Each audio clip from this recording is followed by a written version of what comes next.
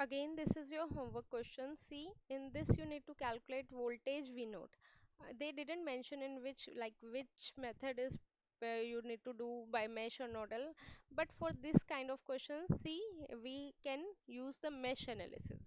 Although it's up to you, but mesh analysis is preferable in this case. So we'll get the value of I1, like this is two mesh, three meshes.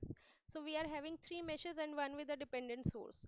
So 3 mesh plus 1 dependent source. How many total equation we don't need to calculate? 4 equation. Okay. Now see, they ask you to calculate the value of V naught. V naught is equal to how much? I into R. I is how much? Resistance is 40 ohm, that we already know. But I is the current which is flowing in the 40 ohm. Okay. And as you can see, they have marked the sign like this: positive, negative, means their current is moving up to down, right?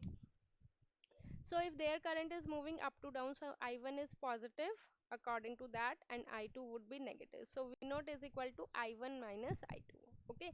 In this question, I just gave you the hint, and you can do rest of the question. For any doubt, you can ask.